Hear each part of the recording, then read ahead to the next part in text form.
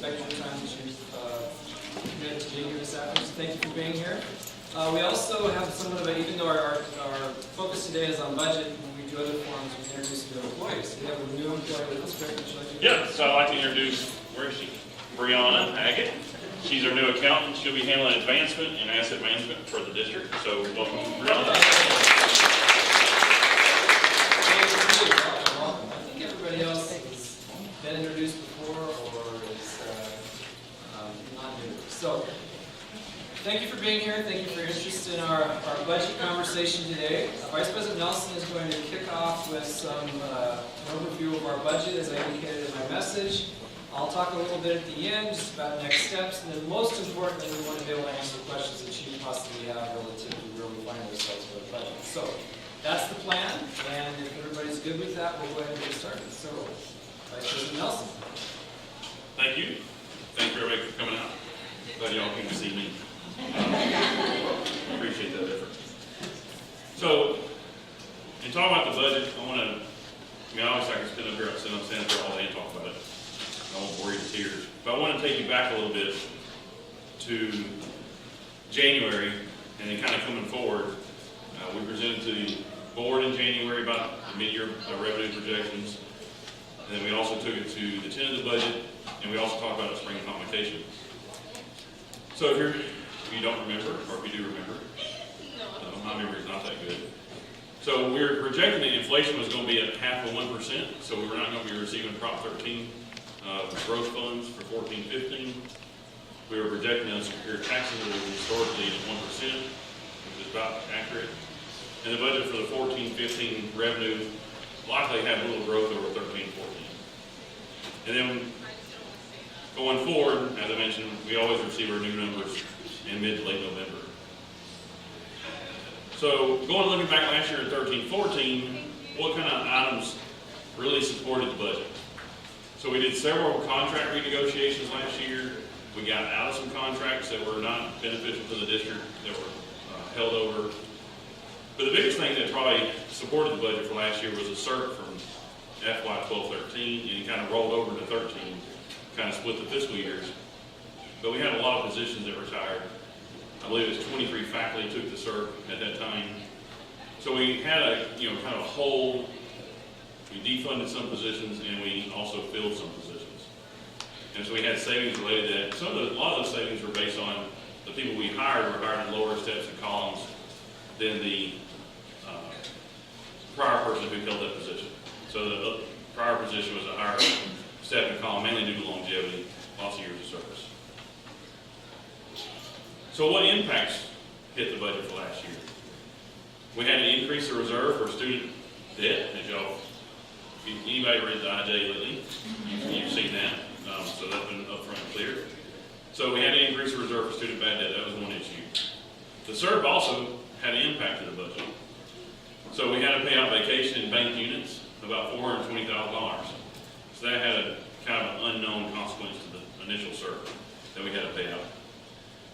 And it also affected the 50% law calculation.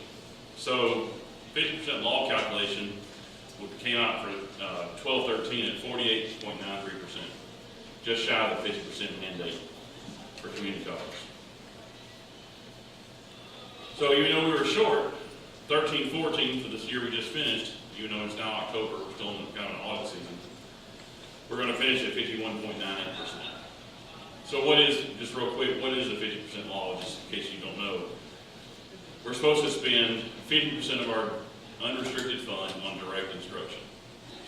So that's faculty, salary and benefits, lab technician salary and benefits, and instructional specialists. Those are the three categories that kind of fit that equation. Obviously, there's other things going on as well.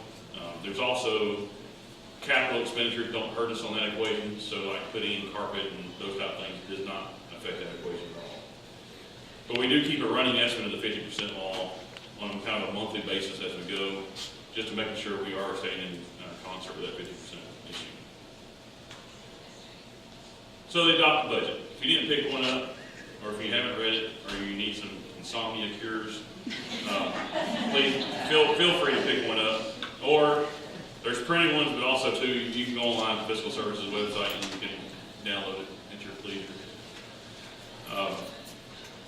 I make it one of those Keenan things, we make it mandatory, so you have to look through every single page before you can pass the test, but nonetheless. So the adopted budget's there. So what is in the adopted budget?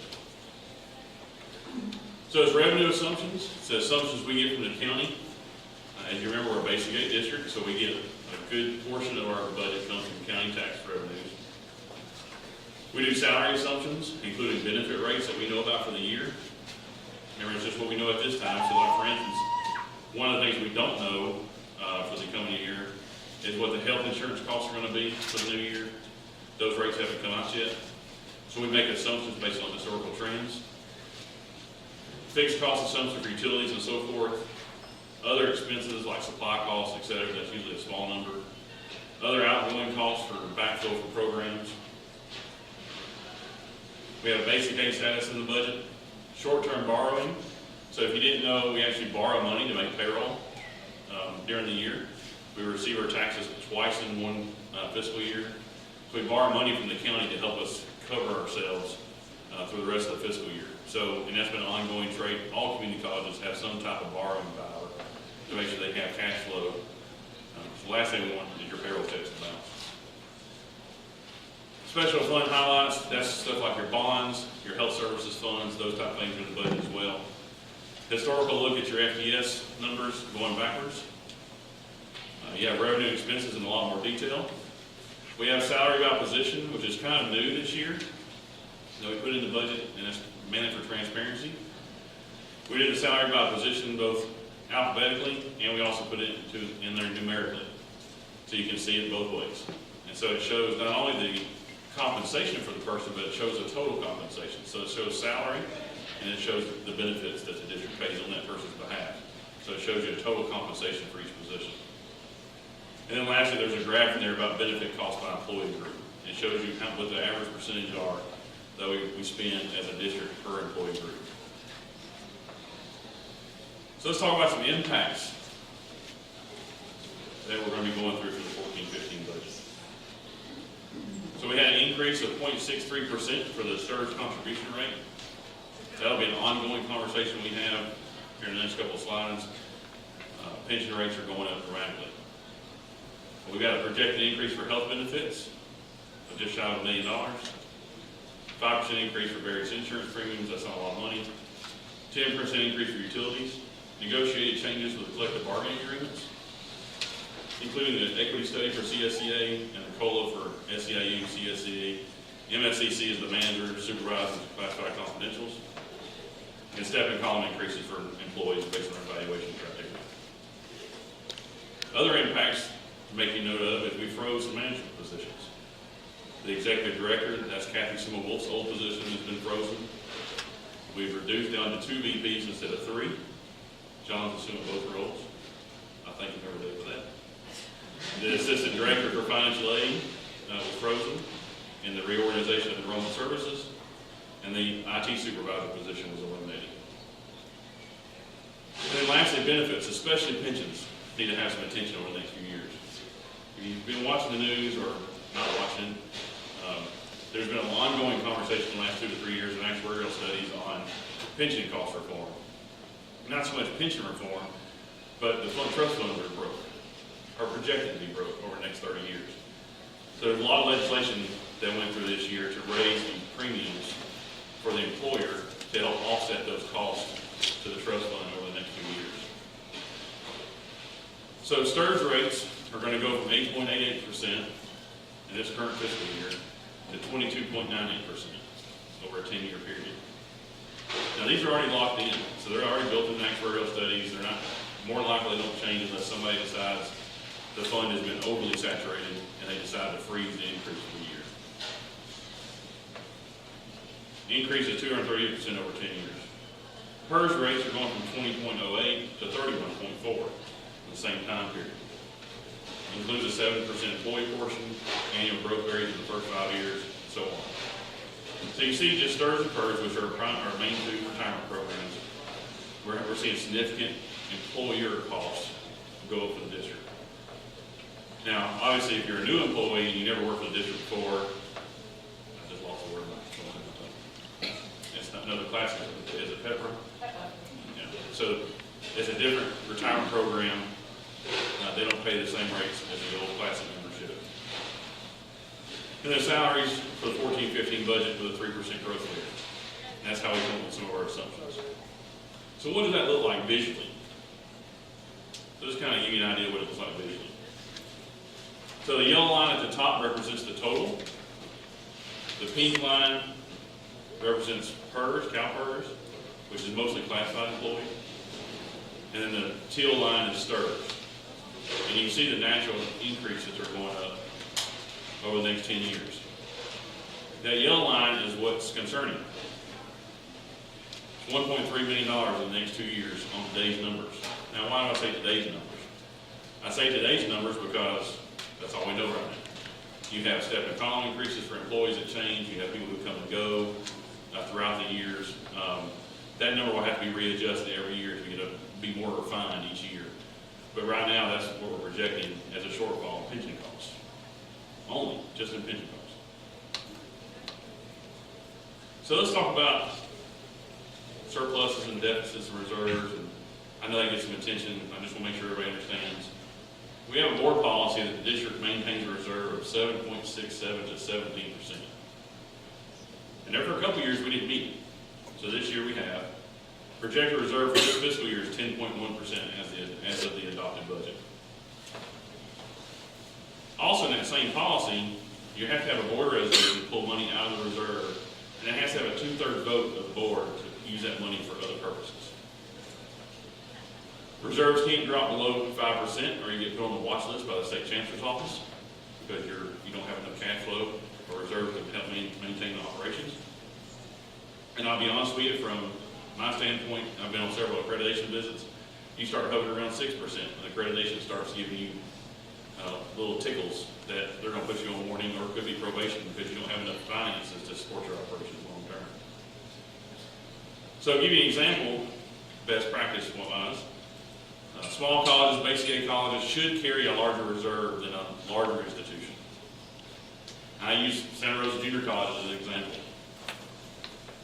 So if you take the same reserve we have now, 10.1%, that's roughly $4.6 million. You take the same percentage, you apply it to Santa Rosa Junior College, that's $10.3 million. So you can't just go off the percentage for the individual districts as an indicator of whether or not they're financially solvent. It's based on how much money they're actually receiving for their district. Obviously, because we're a basic aid district, we should have a much larger reserve going forward to make sure we can handle crises that pop up along the way. So what does that translate into? Translate into a structural deficit. And you can kind of go back a couple of years. You can kind of see that we've had a structural deficit for a few years now. And you see that big box where the deficit is currently projected to be $2.4 million in today's money. It might be a little hard to see, hope you can see it. So, you get out to 17-18, you got a large deficit. Revenues, the red line, expenses are the yellow line. We're going to cross that threshold at the end of the completion of this year, and we're going to start going south on how much money we have. The two cross. The yellow line should be below the red line. What does the reserve look like? This is what's affectionately known as the fiscal cliff.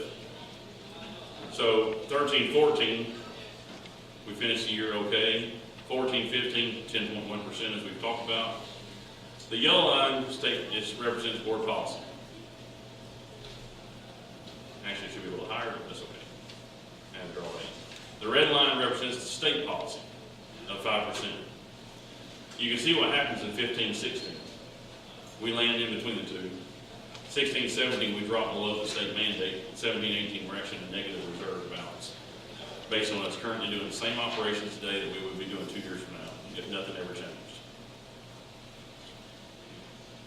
What does that look like in dollar values? So you can see the dollar value as it starts to drop off. Now I put that note on there, this fund balance only supports the district for about 10 days. So, say we had a catastrophic event, and the county's not giving us tax money, we can't serve students, we're not bringing in any income. The amount of money we have in the bank is all we have to work off of. So if we had to pay employees, no breaks in service, no anything, the money we have in the bank can only sustain us for about 10 days, based on our current reserve. That's not a lot of reserve. That's almost like living check to check. So right now, I'm going to turn it over to Dr. Kuhn, unless y'all have any questions for me specifically. So take questions Okay. and any information that you provide. Okay. Any questions thus far? I know it's like drinking through a fire hose. I'll try to answer. Or if you want me to go back, I can re-explain something. No questions? All right, no questions. I'll turn it over to Dr. Kuhn. Great. Thank you, Greg. So connecting the information that Vice President Nelson has just provided you to the message that I sent out on September 18th, where I noted that we've identified a $2 million target for reduction. Hopefully you can see now with a $2.4 million structural deficit where that $2 million target came from. It wasn't just something we all sat around and said, well, that sounds like a good number. So I have asked, given that the majority of the college funds, if you will, the budget that we have, really lie within the two vice presidents' areas, to work to come up with strategies and scenarios that I can present to the board, roughly $1 million each in their respective areas that I can present to the board relative to how we're going to close this gap moving forward. Clearly, you saw that the cliff that we face, if we don't do anything, we'll close our doors in a couple of years and we won't be serving any students, our community, or otherwise. And so we are in a situation where we need to act, and we need to act rather expeditiously, if you will, to come up with some scenarios of how we might address this $2 million shortfall. So I've asked them to do some engagement work in their respective areas with the idea of coming up with some contingency plans to be presented to me in the early part of January, after the new calendar year starts. Part of what that will give us is the opportunity to see where, as I mentioned, the November numbers that come in relative to what the revenue projections will be for next year, as well as it'll give us a sense of where we're at mid-year. I always like to point out, the less we spend in this fiscal year, the less we have to make up for in future years. So if we can start tightening our belt in other areas, maybe we get to a point where that $2 million comes down somewhat. The other thing that we want to do, of course, is right now, as you know, we've offered another CERT. As Rick indicated, the first go around, we had about 43 employees take advantage of that. Right now, I believe, Christine, we have somewhere between 25 and 30 employees that we are looking at. Just like we did the last time, we will sit with those positions and decide which positions absolutely have to be mission critical, must be filled. Those go into one category. But which positions potentially could we hold a year, 18 months unfilled? That'll go in another category. And is there perhaps the opportunity with some positions not to fill at all? I'll give you an example. With the enrollment services and the merger of enrollment services and financial aid, we set aside some funds and we invested in some technology. Based on some of the technological advances that we were able to accomplish and realize, we were able to fill less positions. We didn't have to go right back out and fill positions because all of a sudden we were saving time on some of the automation pieces that we were able to accomplish. So those are the kind of conversations we'll have relative to those positions.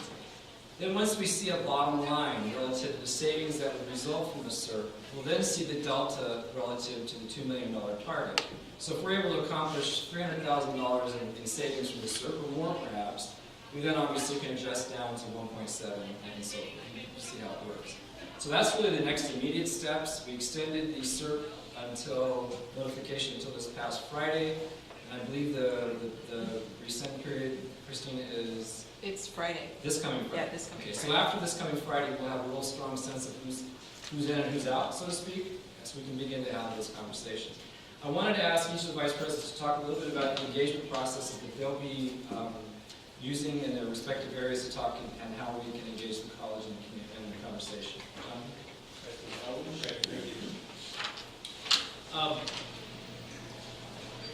So we've already started having conversations with deans and directors about how to have a process that solicits input and ideas and also takes a look at what our values are and what our priorities are. So we've had some initial brief conversations at that level. And then also, I think, I see Trevor, one department chair, maybe a couple in the room.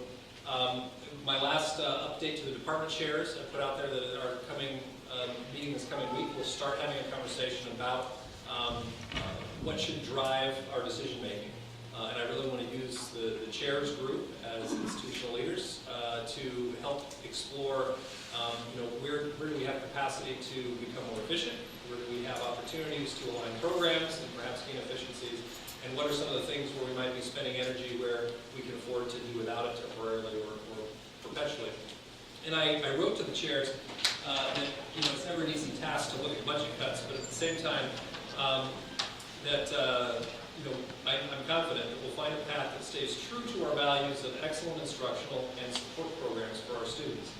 And I think there are a number of things that will positively impact that discussion in terms of our conversations around longer-term enrollment plan, which is something we need to do in our strategic plan, which can help us align resources.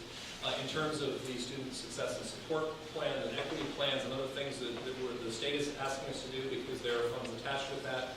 So we have an opportunity to look at the use of categorical funds to support some of our values and allow us to have some really good conversations about where do we need to go. So the things that I want us to do, first of all, is not say, okay, we're going to put cuts across the board, or we're going to start with a conversation about where we're going to cut. What I really want us to do is start with a conversation about how can we get better at ensuring student success and student outcomes. What are things that we aren't doing that we need to be doing? And that will help us get toward what our core and critical activities need to be, whether that be in the classroom, academic departments, support departments, whatever it might be. And at that point in time, then we'll have conversations about, are we doing those things as efficiently as we can? And if not, then we're going to identify how to get more efficient with that. And then we're going to have conversations about, are there areas where we just can't afford to be doing things the way we have, and we need to really make some hard decisions. But at that point in time, those things will become more obvious, because we will have had a collective conversation. So in addition to working with the department chairs, the deans, the directors, I know that there are some administrative assistants in the room. We've had a couple of meetings talking about potential efficiencies, and we'll continue those conversations and rely on that group to help us understand the way in which we perhaps expend more resources than we need to do the work we need to do to support the academic program. And with all of that, and again, as the president said, we'll take a look at, do we need to hire back some positions that where people are retiring, or maybe we need to look at those differently and hire a very different position that will allow us to, instead of hiring 2 positions back, maybe we can have one configured differently. All of that are going to be ongoing discussions, and we'll formulate how we go, and we'll have regular communication. And I would say that I welcome any thought of everyone together, and we'll use those as opportunities to get input and to communicate as well. Thank you, John. So I just mirror everything John said. How about that? He said it so well. Some of the same approach. I've started making my rounds with the different groups. I've talked to fiscal services, and we're going to talk to M&O and so forth. Really, it's, from an operational standpoint, is kind of what has been done in the past, but what are some of the things we can do a little better? We do have some antiquated processes. We're still doing a lot of things manually. We're still doing those type of things. Some of those things cost district funds, not personnel time, but we're actually sending stuff out, having things done manually. That costs a significant amount of money. So little things like that. I've asked staff to really think about what those costs look like. But at the same time, be thinking about costs that are ongoing, not just one-time costs that can be saved for 1 year. They have to really be savings that we can really count on year after year to help arrest that structural deficit issue. Other things we looked at as well, it's really going to be mission critical. I mean, we got to make sure we stay to core issues. Obviously, on my side, I've got a lot of state mandates, as well as John, that we have to make sure we're meeting on a day-to-day and monthly basis. So those are all also critical as well. But make sure we meet with each individual group. I'm going to try to get it 2 or 3 times to make sure everybody has a really good chance and a grasp of what's actually going on, so we can meet with those individually.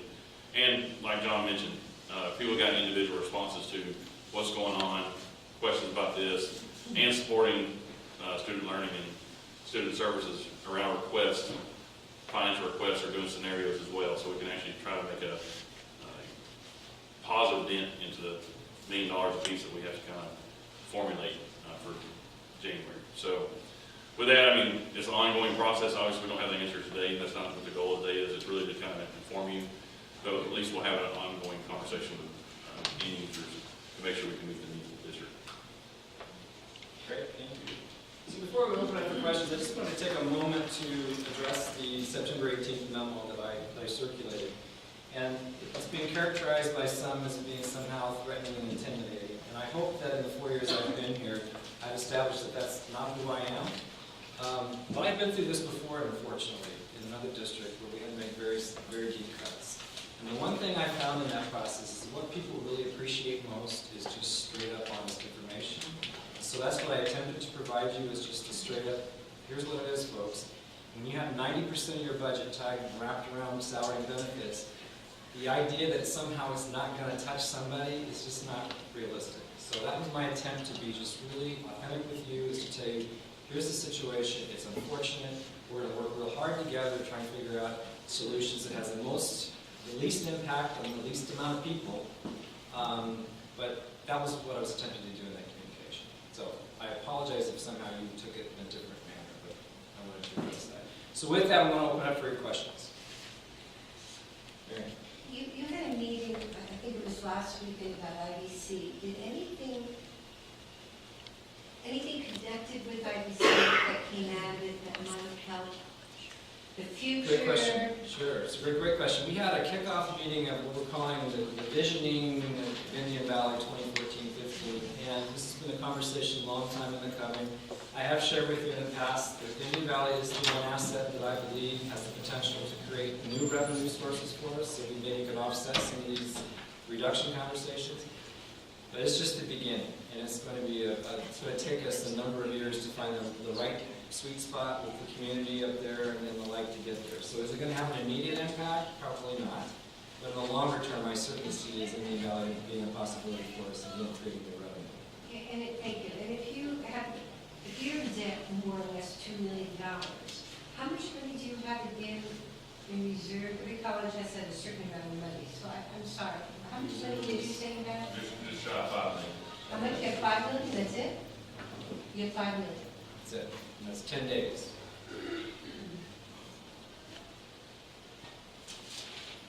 Yes, Chris. Other? What about all the trusts and the funds and how much money do we have in that? I mean, So let me address that. So we have reserve, and we have unrestricted pots of funds that are restricted. They have very specific criteria that you can spend those dollars on. They're not free cash. So while you may look at the budget and say it has a residual balance in these accounts, they can't be used for just whatever we want to use them for. Some of them are restricted. For instance, you can't charge salaries to some. You can't charge certain operating expenses to others. They have to be used for specific things from the state and is required by mandate. So while we have unrestricted pots of money that are available to the district to use for other things like capital improvements and those type of things, they're not cash like we consider the unrestricted budget. I just want to give me a number. I just want to know how much money is sitting somewhere. It's okay. It's in the budget. I have to look at the budget. No, I'm trying to find. So I will say that made me think of something that may be an opportunity for us. You know, you may recall that some 4 or 5 years ago, maybe longer now, categorical dollars were all cut 50% in half. Well, we're now seeing some restoration of that. So it may be some opportunities for us to make some expense transfers to some of the reconstituted categorical funds going forward. So we're going to be looking at those opportunities as well. Other questions? Yes? Have you done any Jack. cost analysis as to what the difference would be to hire staff to properly staff the performing arts theater and possibly rent it out over summer break, winter break, and there are not things in there? We have not done that, but it's a great concept that we should explore. If there's any Because other... we're the best thing in the county for the civic center. Absolutely. And we get calls all the time when people want to rent that space and we just don't have the staff. That's something we should explore. And if there's other ideas like that that we should explore that could potentially create new revenue streams, let's be sure we get them on the table. Thank you for bringing that up. Other questions? Bless you. John, Beth? I have to ask a question that I've heard from several members, which is how could you raise the administrative salaries by 30% and then turn around and have this discussion that you possibly may do layoffs? So let's I anticipated that question. Well, first of all, we did not raise administrative salaries by 30%. So let me tell you a little story. So we literally, the management salary structure has not been looked at or recalibrated since before 1980. 1980, okay, it's 35, isn't my math about right, 34 years, okay?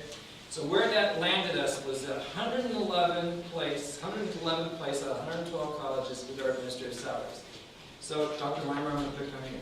I joked with the public when I introduced her, saying it took us a year to find her. It did take us a year to find her because we went out twice before, 2 searches that were failed because we could not attract the level of candidates in the pool with the talent that we were looking for at the level of salary we were paying.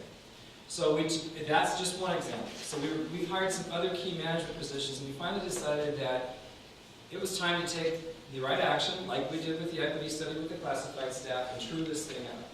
So to put things in context with the management salaries, okay? For one, 5.3% of the overall college budget.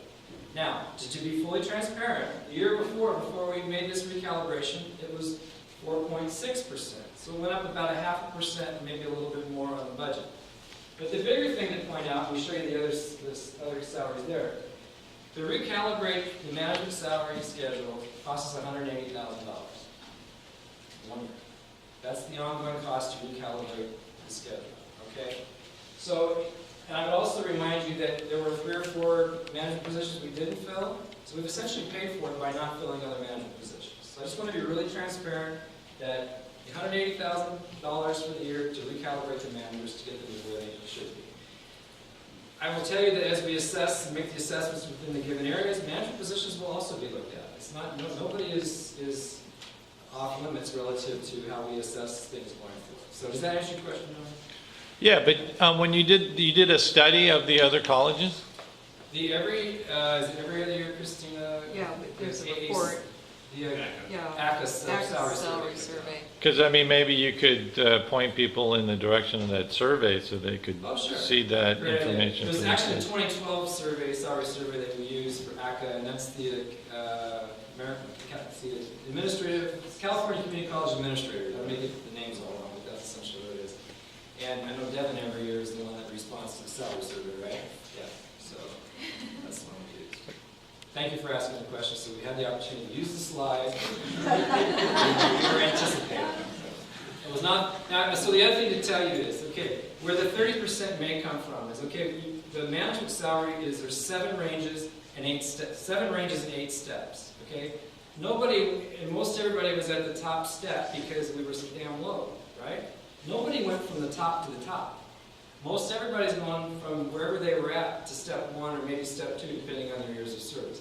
So yeah, if you calibrated from going from step 8 to step 8, you probably got 30%. That's not what happened.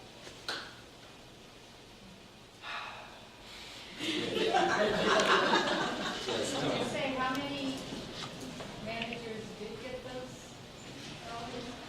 Well, all managers are being moved over. So what we did was we started with the vice presidents in last January. We were recruiting vice presidents. So we decided that we would first go out with the vice president search since we were going out with that. And then everybody, the positions that we recruited for between then and now, we brought them in on the new salary schedule. Folks with 6 or more years of experience, for lots of reasons, I took and adjusted their salaries, put them on the new salary schedule last month. Everybody else will have a January recalibration to the new salary schedule. So by the end of the year, everybody will move. But again, that is a total cost of $180,000 for the year. Yes. Sorry, I don't know your name. I don't know your name. Janine. Jeez. Hi. I'm just wondering, numbers of people in the categories roughly? So, I mean by percentage, but what is that reflected in numbers of individuals in administration versus classified versus staff? Oh, that's great. I think I counted the classified, or the managers, where there was about 35 managers and supervisors together. And we've got several hundred faculty, and I don't know anybody know the numbers exactly? 200 to 300. Staff. Devin, what was the last report for classified staff? Classified, I think, about 180. There's 180 classified staff. There's about 107 full-time faculty and about several hundred part-timers. Other questions? As far as IBC goes, you said it's going to take a couple of years to come up with the ultimate solution, but given the financial situation, isn't it possible to explore one quicker solution in terms of, for instance, I know businesses, they're looking for a place to hold their board meetings. In San Francisco, they want to get away from the city, get out to a nice country club-like area like IBC. If you could fix up one conference room out there, that would be instant revenue. That's great. Well, the board didn't make, well, the board's actually, we presented the information to the board last month. Next week, they're going to make, hopefully, the decision to support our recommendation to put about $3 million into the Pomo cluster, and then take Maloney down, and then mothball Miwok, and then do a little work into 17. We've got some feasibility studies going on, one relative to the possibility of student housing. We need to get a feasibility started on the idea of having a conference center there that could generate a lot of revenue. Of course, that's a bigger, longer-term picture. So yes, we're looking at short-term and longer-term plans. Absolutely. What's your name again? What's your name? Oh, yeah. Yeah. That one. If we carry on Maloney and mothball, what, will that be a significant savings? If Well, so value-wise, or- one of the challenges we have right now is we run that heat and air in all of them. And so the cost per square foot of the Indian Valley campus is about 45% higher than the cost per square foot here. And that's just mainly because we have much more energy efficient buildings on this campus with all the new bond work than we do at IBC. That's one challenge. The second thing is tearing them down, we don't have to maintain them. And so on the off chance that somebody rents those buildings, those type of things, we have to clean them, we have to make sure the air is working and so forth. And we're down to the point where we're starting to mothball parts out of those old buildings just to keep the rest of the campus running. Air conditioning systems are almost 40 years old, so we can't get parts for them anymore. So we're taking the stuff out of Maloney and that kind of thing. So there is some savings. I can't quantify it because we don't have it metered off by cluster, but there will be some, especially utilities, gas and power mainly, for me walking to Maloney, if we get them offline. Yes, Kim. Hi, I sent several emails to the person that you had sent emails about how cold it is or how hot it is in a certain building. And I've talked to people in the newer buildings. The air conditioning is running too much. The heat is just ridiculous. And those, they're never answered. And I'm just wondering if anyone's ever done a study on that, on the energy here. Well, I know on that, this campus. Yeah, so we have a building management system that runs the heating air. I will tell you, at an aggregate level, at a macro level, our utility costs are much cheaper than they used to be. Comparatively speaking, prior to doing the bond work we've done on these campuses. That's not saying that there's not some tweaks and balance issues that we have to work out in each individual building, based on whatever room it's in. But at the end of the day, we try to hit a set range. And I know some people are hotter and colder than others. I mean, I understand that as well. We try to hit a set range, but our building management system operates a lot of facilities on campus. Not every building on campus is on the system, though. This building's one of them. This building's also one of the buildings we're going to be using energy efficiency money we got from the state to retrofit the air conditioning system in this building. This is one of the buildings that has a lot of hot and cold spots. I know John's over clapping because his office is always hot. But so Folsom Hall is another one. That's not on the system, and neither is LRC. So LRC, for instance, the air conditioner's been down in one of those rooms almost a year. Mainly because the piping, we can't get the piping to the spot because the pipe's so long. So we've got some challenges on some buildings, but the idea is to bring all these buildings online with the building management system so we can actually control them electronically. And not, right now, we got everybody adjusting manual thermostats, and especially in Indian Valley, people leave, they don't turn thermostats off. And so they run all night long at 68 degrees. And I know in my office, you close my door in my office, you can hang meat in there in the morning. I mean, it's so cold. We have to functionally go turn them off. And so, And a lot of the one times right people- next to you, my office is hot. yeah. So, we have to be cognizant about some of those things. So, getting those things on the building management system will help some. It's not going to be the cure-all, but it'll help a lot. Austin's particularly bad, and it's, of course, scheduled to be demolished. Other questions? Sure. I have a possibly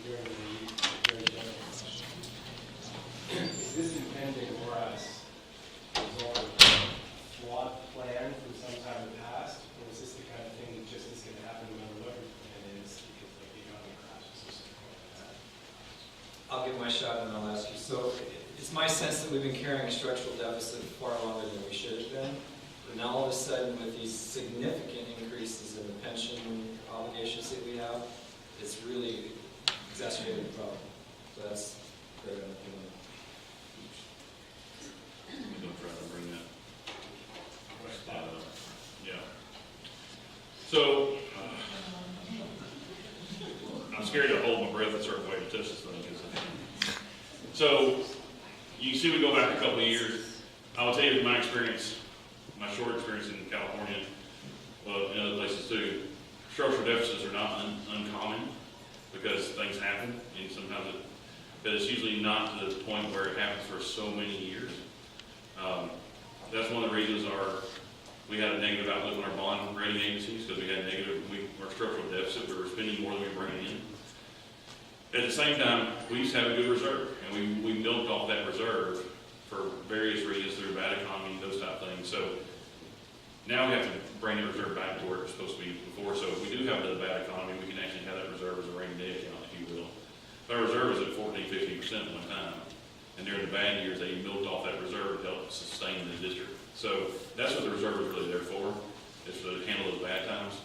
But if you go back to 10–11, we were in a structural deficit that year. Next couple of years we did okay, et cetera. I mean, so we got to get to more of those lines were flat against each other. If you're dealing with the bank, if you're dealing with the credit rating agencies for the SEC or bonds or whatever the case would be, they don't mind running parallel, intersecting every now and then. But when you have big swings, then it goes back to what you just mentioned about planning. How are you doing your out-year planning for your costs? And that's why the pension cost is so important for us to take a look at now before pension cost catches us. And so doing all the diligent planning over the next few months for next fiscal year, we'd be having a whole different conversation if this is March. It's October, so we've got time to make the appropriate plans. We were in March, and we got a whole different discussion if it just got dropped on us last minute. So they told us for a year now that it's coming, so we've got to plan for it. And that's where the strategic plan comes out from. Hope that helps. So no one seems to be able to answer this question, but the CERP is great and everything, but I remember back in the day they used to give, instead of money, you could get 2 years towards your retirement. So if you wanted 2 more years, is that possible? Is this illegal? Well, There are different variations of Well, I know retirement. the state does if there's layoffs. it still costs money. The state will do it if there's layoffs and pending, but we're not the state, so. Right, well, we are state, but yeah. I don't believe the state's doing it any longer, and it's buying airtime. And so, but at the end of the day, Oh, it's even, called airtime? but airtime is very expensive. We're learning about other variations of the retirement incentive. We know that there's one of our local K-12 districts that are actually just giving cash, not tying it to the annuity. They're just saying, here's some cash. If you're interested in retiring, take the cash and run. So. And you pay your bills off and you're done. Other questions? Oh, I'm sorry. So I was just wondering, any thoughts given to like moving fiscal down here, so all the, everything's sort of in one place? I'm sorry, Leslie. I said, is any thought been considered to moving fiscal down here, because they're like a crucial, essential administrative function to have it, because, there's, the VPs have to go up and down all the time, the mail goes up and down all the time, so. We've not had any immediate discussions about that, and partially it would be a space issue. We still have some folks that we need to figure out where they're going to go after the new academic center is built, and we all move out of the Austin Center. So space would be an issue at this point. That could be a long-term consideration. You've addressed why the expenses have gone up, but why hasn't the revenues not kept up with it? Well, actually, the revenue's kept up fairly okay. I mean, actually, Marin County's done fairly well in the last few years in revenue and what they're charging for property taxes and so forth. We're just spending more than we're actually receiving. You gotta remember, all taxes don't come to the district. So, there's other taxes that go to public agencies for public safety and so forth. While we get some of the property taxes, now we are seeing it being better because a lot more Prop 13 homes are coming off the market. They're going to full tax base. That's helping some. But the last 2 years have been record years for Marin County for property tax, for assessment values. And remember, if you remember a couple of convocations ago, we get $0.7 million in an adopted budget, but you can see we get $19.7 million more than if we were in an apportionment district to the state, based on the number of students we serve. We would have to cut. I showed that back in the spring, but if we were to go straight, if property taxes just fell off the face of the earth and we actually went to an apportionment district, we would have to basically take $20 million off the top, which basically cut our budget in half. And then, have you considered ways of increasing classes to increase enrollment and the utilization of this campus and IBC on days where they're dead, i.e. Fridays, Saturdays, evenings? Right, so we have experienced, you probably read, we have experienced a decrease in our credit enrollment, right? But we're still working with a fixed pot of money for courses. So if we don't have a lot of extra money to add extra courses to attract new people. What we need to do is, I know we're working on a strategic enrollment management plan, make sure we're offering the right courses at the right times and so forth, so that we're doing the best we can to fill more courses with higher numbers. Right, how do I know? Yeah, so if you look at enrollment management, it's very different in a basic aid district than an apportionment district. The good news is that we don't, on a term-by-term basis, have to fret over what our enrollment is and thus what our budget is. The bad news is, since we don't fret about it, we don't pay attention to it, which then leads to situations where we have a curriculum that's being offered that may or may not be in alignment with where the need is, where the demand is, where the potential for growth is, etc. So one of the things that we need to do in an enrollment management plan is to determine where do we have the capacity to grow programs. Where might we have new niches on different things? I know I've talked with Michaela in Modern Languages about if we could offer a certificate in American Sign Language. There's a need in the county for sign language interpreters. It's a convergence of CTE and the arts together.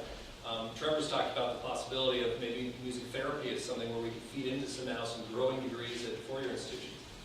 So how do we get there if we don't have enough money to do what we're doing now? Well, we also have courses that aren't full across the curriculum. So one approach is to say we need to guarantee pathways for transfer, guarantee pathways to certificate, etc. But that doesn't mean we have to guarantee a whole bunch of choices to get there. So we could reduce the number of choices, offer the courses taught in different sequences at different times, at different days, to get people where they need to go, save some of that money to teach some of those courses, bank some of it, and put the rest of it toward growing additional new programs. So that's the kind of enrollment plan that we're in the process of trying to pull together. And I put out an initial document to the department chairs trying to frame that approach and how we might, as a campus, walk through that. Because ultimately, we're going to need every academic department to really take a look at what we're doing now versus what we could be doing, and how are we going to rearrange things in a way that really gets us where we want to go. So we guarantee as many positive outcomes for students in a short period of time as possible in terms of reaching their end goals, and then also identifying where the needs are in the county, which also requires us to really look at where are we getting our students from, where aren't we getting them from, what are the trends external to us in terms of the numbers of students, what's our capture rate for those students. So if we're getting 20 students from Redwood High, is it reasonable for us to set a goal of saying we want to get 30 students every year from Redwood High? Well, we need to work with them to figure out that, and then we have to determine what do we need to do in the curriculum to help make that happen. Those are all things that are in process now, and in some ways, having a budget discussion at the same time makes that, I think, it can make it an easier discussion. It also can make it a much more productive discussion, because we don't have a choice in not cutting money out of the budget. So while we're at it, let's make sure we're aligning the curriculum in a way that actually makes sense for where we need to go and what we need to do to serve the community. So that's the approach we'll be taking. So, and just a fact you may or may not know, 50% of our students are on some type of financial aid or another, and 85% of those students are not paying fees because they qualify for Board of Governors fee waiver. So given that we are not receiving apportionment and that a large number of our students are not paying fees, that's directly tied to revenue as well. So, I was wondering, now that we've been through the whole PowerPoint, if we could go back to the STIRS and PERS increase, because I think it was mostly presented in terms of percentages, and I'm wondering if if it's possible to quantify how much. That was, can you write this? It may have been there, but I don't quite remember.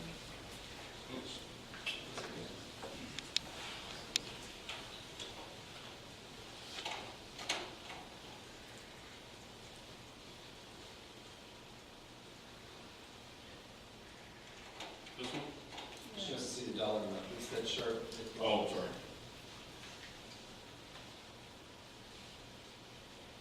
It's hard to see.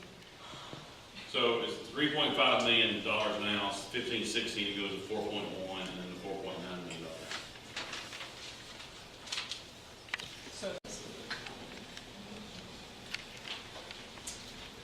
Well, thank you very much for your time this afternoon. We greatly appreciate your thoughtful questions. Please, the ideas that you may have, I would encourage you to offer them with these guys.